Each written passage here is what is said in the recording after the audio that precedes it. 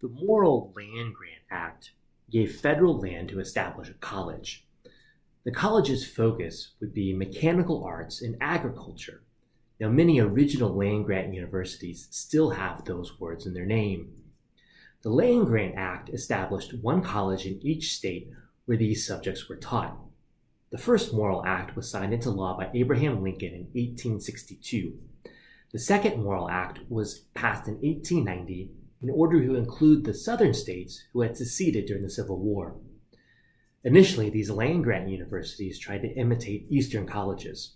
This upset farmers and populists as they were supposed to teach applied sciences, mechanic arts, and agriculture. But once the land-grant schools started carrying out their mission, it freed higher education for once and for all from the classical tradition.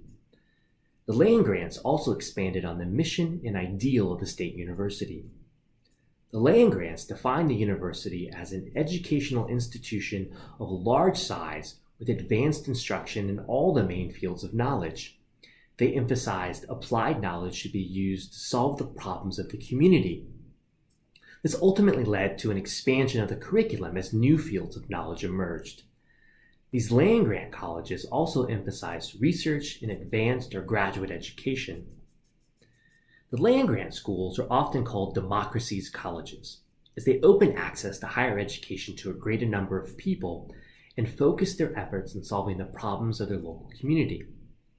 But it would be a while before the social realities of America and land-grant colleges caught up to that ideal. Now, the state of Tennessee has two land-grant colleges, the University of Tennessee and Tennessee State University. In fact, all southern states have two. Florida has the University of Florida and Florida A&M. Louisiana has Louisiana State University and Southern University.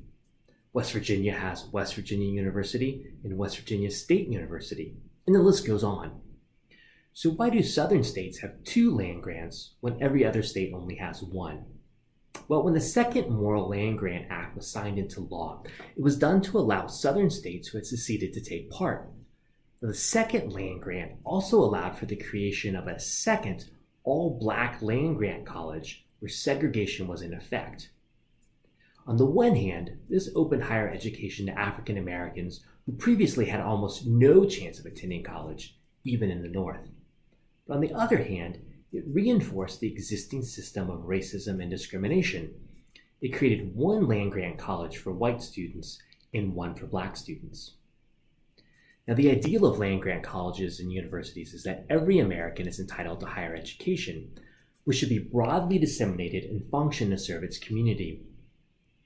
Land grants and higher education in general still struggle with accessibility to and applicability of education. Cornell University was the first to put into practice the belief that higher education must not discriminate based on race, religion, or sex. But the criticism of higher education today are some of the same criticisms higher education has faced throughout its history. The practicality of its education. Previously, it was about getting rid of the trivium and quadrivium to teach modern subjects. Now we debate the usefulness of humanities and the liberal arts. Who can attend and who cannot? At times throughout history, this debate has been about poor people, women, blacks, and Jews. Today, it sadly includes many of those same people, along with Asian Americans and international students, among others.